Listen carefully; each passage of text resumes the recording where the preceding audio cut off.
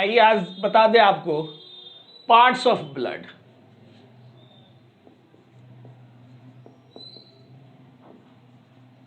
Parts of human blood. तो मानव का रक्त एक तरल संयोजी ऊतक है, एक फ्लूइड कनेक्टिव टिश्यू है। इसमें दो पार्ट्स पाए गए, एक लिक्विड पार्ट है,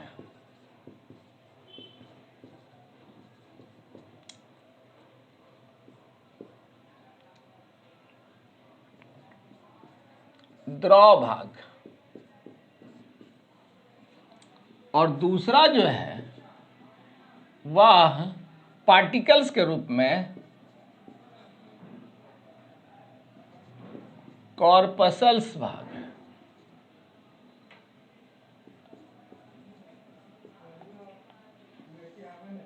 इसको सॉलिड भाग भी कहा जा सकता है। तो जो लिक्विड पार्ट होता है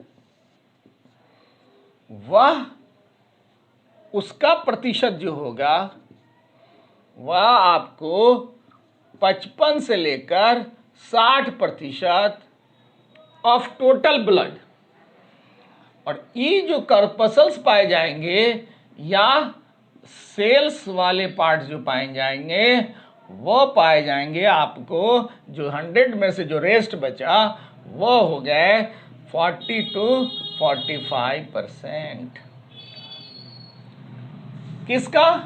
तो पूरे ब्लड का, जो हमारे पास में 5 लीटर से 6 लीटर जो ब्लड है उस ब्लड का इतना यह भाग पाया गया।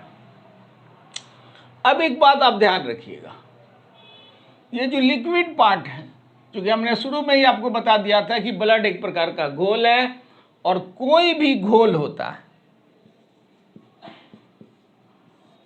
उसमें दो बात आती है, एक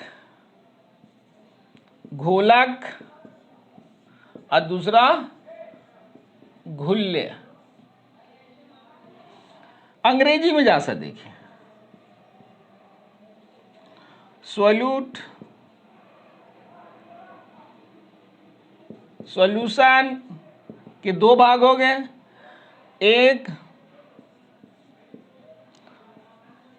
सॉल्वेंट और दूसरा सॉल्यूट। गुल का मतलब हुआ जो घुल जाए, और घोलक का मतलब जो घोला ले। तो ब्लड में सॉल्वेंट का काम जो किया वो ये किया, इसका नाम है प्लाज्मा। अब प्रश्न ये उठता है कि हमारे रक्त में प्लाज्मा कितना प्रतिशत? तो 55 से 60%। ब्लड में कॉर्पसल्स कितना प्रतिशत? तो 40 से 45%। ब्लड में जो प्लाज्मा है वह सॉल्वेंट का काम करता है, और ब्लड में जो कॉर्पसल्स या सेल पाए जाते हैं वह सोल्यूट का काम करता है, यानी कि घुल्य का काम करता है। ये प्लाज्मा जो देख रहे हैं, इस प्लाज्मा का रंग हल्का पीला होता है। इस प्लाज्मा में जल का प्रतिशत जो है वह 90 से लेकर 92% है। इसमें प्रोटीन पाया जाता है, और वो प्रोटीन लगभग 6 से लेकर 8% पाया जाता है। इसमें कुछ आयन पाए जाते हैं जो रेस्ट हो गए, जो बचा हुआ रह गया। मान लिया कि 12, 6, 18 हो गए, तो इस तरह से ये 98 यानी कि 2% के आसपास हो गया। अगर हम लोग देखें तो ये रेस्ट जो बच गया वो आयन प्लस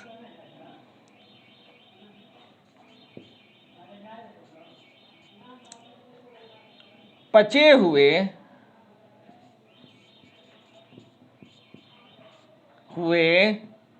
भोज्य पदार्थ,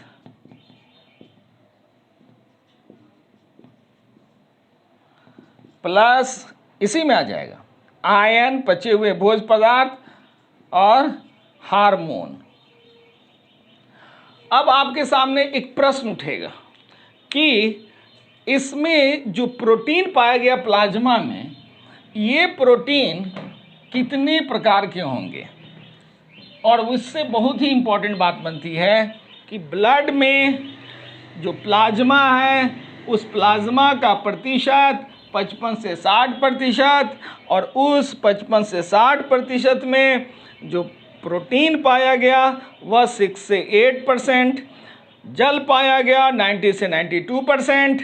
और ये जो प्रोटीन है, इस प्रोटीन को जरा सा देखिए, प्लाज्मा का प्रोटीन, इसमें 3 तरह के प्रोटीन पाए गए। एक प्रोटीन जो फाइब्रिनोजेन नामक प्रोटीन है, फाइब्रिनोजेन नामक प्रोटीन। दूसरा प्रोटीन जो है वह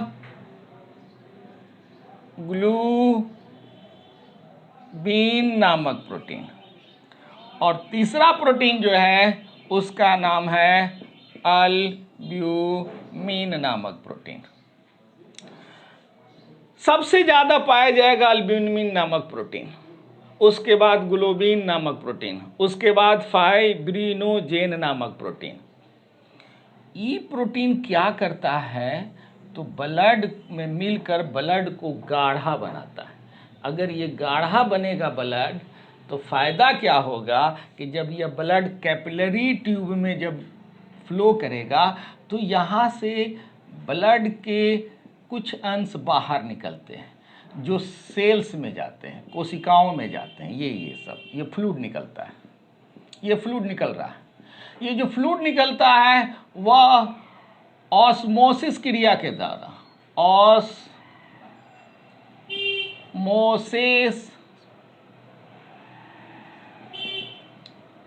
क्रिया के द्वारा होता है। ये ऑस्मोसिस क्रिया, जिसको हिंदी में परासरण कहते हैं, इस परासरण क्रिया को मेंटेन करता है यही अल्ब्यूमिन। अगर इसकी मात्रा घट जाएगी, ऑस्मोसिस क्रिया ज़्यादा होगा, हमारे शरीर से, हमारे ब्लड से जल का ज़्यादा से ज़्यादा ऑस्मोसिस हो जाएगा। नतीजा ये निकलेगा कि टिश्यू में जल का जमा हो जाएगा और ब्लड में जल की मात्रा घट जाएगी। तो इसको मेंटेन करने के लिए ये अल्ब्यूमिन चाहिए। ये ग्लोबिन नामक ये प्रोटीन क्या करता है, तो यही प्रोटीन एंटीजन का निर्माण करता है और यही एंटीजन एंटीबॉडी बनाता है।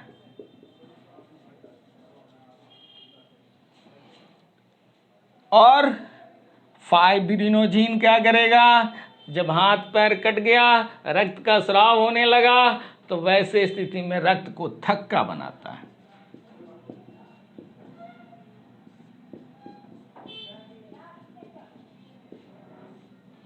तो ब्लड क्लॉटिंग में इसका काम, एंटीबॉडी निर्माण में इसका काम, और इसका काम है ऑस्मोटिक प्रेशर को मेंटेन करना। तो प्लाज्मा में जो प्रोटीन पाए गए वह प्रोटीन 3 प्रकार के, अल्ब्यूमिन, ग्लोबिन, फाइब्रिनोजेन।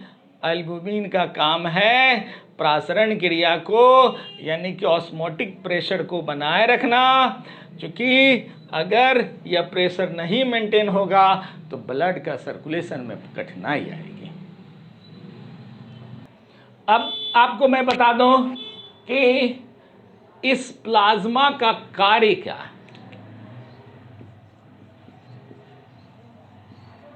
प्लाज्मा का कार्य,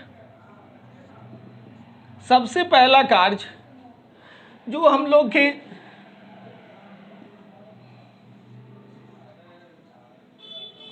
ये पाचन तंत्र है, इस पाचन तंत्र में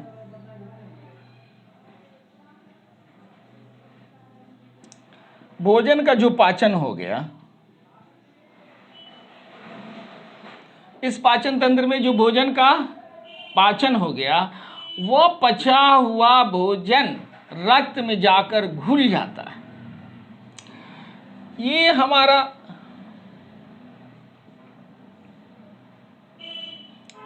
लंग्स है।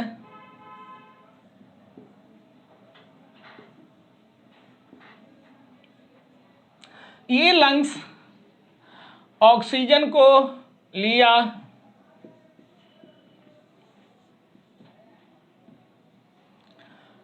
लेने के बाद में ब्लड को दे देता है। तो यही प्लाज्मा क्या करता है कि पचे भोज्य पदार्थ O2, CO2 इत्यादि का परिवहन करता है।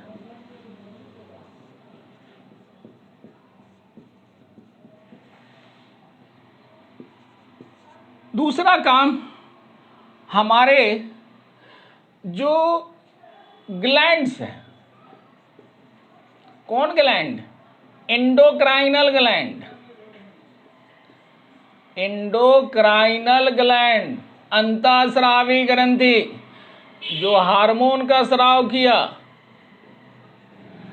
इस हार्मोन का परिवहन यही प्लाज्मा करता है।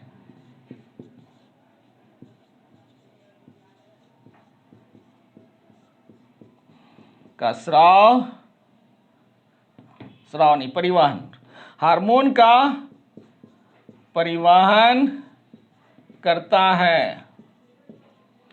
और लीवर, जो यहां पर देखा गया, ये लीवर कुछ टॉक्सिक पदार्थ निकालता है, कुछ विषैला पदार्थ निकालता है।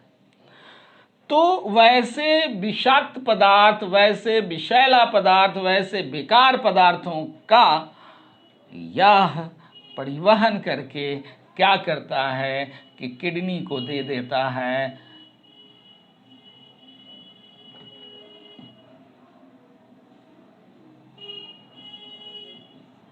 ये किडनी को दे दिया।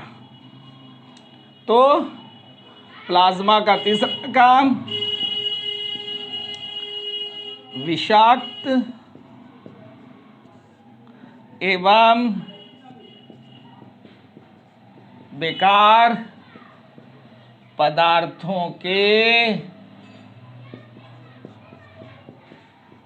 निष्कासन में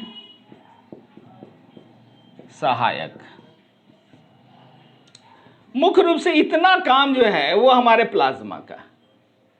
एक बार और समझ लीजिए, पचे हुए भोज्य पदार्थ, भोजन जो पच गया, ये जो भोज्य पदार्थ जो पच गया है, वो तीन चीज मुख्य रूप से आपको मिलेंगे। एक हो गया ग्लूकोज, दूसरा हो गया एमिनो एसिड, और तीसरा हो गया फैटी एसिड। इन सबों का यही पचे हुए भोज्य पदार्थ कहलाते हैं। कार्बोहाइड्रेट पचा हुआ भोज्य पदार्थ नहीं है, वह भोज्य पदार्थ हो सकता है लेकिन पचा हुआ भोज्य पदार्थ नहीं कहलाएगा। एमिनो एसिड यह पचा हुआ भोज्य पदार्थ कहलाएगा, लेकिन प्रोटीन भोज्य पदार्थ कहलाएगा। फैटी एसिड पचा हुआ भोज्य पदार्थ कहलाएगा, लेकिन फैट भोज्य पदार्थ कहलाएगा। तो जो पचे हुए भोज्य पदार्थ हैं उसी का यह परिवहन करता है। इसके अतिरिक्त हमारे शरीर में जितने भी विटामिन्स मिनरल्स हैं, विटामिन्स तो डायरेक्ट डिजल्व हो गए, मिनरल्स आयन में टूट गए, तो मिनरल्स और आयनों का भी परिवहन यही करता है, प्लाज्मा ही करता है। इसलिए नेचर ने प्लाज्मा को 55 से 60% रखा। इसकी अहमियत है। अब आपको हमने बताया है कि अगर प्लाज्मा में जो प्रोटीन पाए गए, यदि प्लाज्मा से प्रोटीन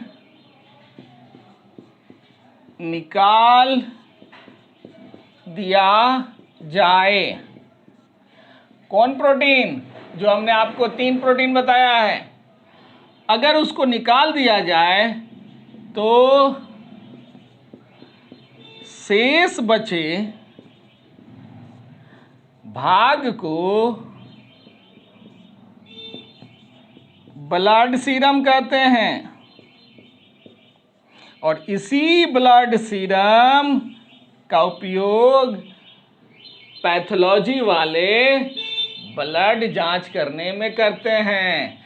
इसलिए प्रोटीन निकाल दिया जाता है कि ताकि ब्लड क्लॉट नहीं करे। ब्लड क्लॉट कर जाएगा, थक्का बन जाएगा, तो उसका परीक्षण करने में कठिनाई होगी। तो ये आपकी प्लाज्मा की बात हो गई। अब हम आपको बताएंगे कार्पसल्स।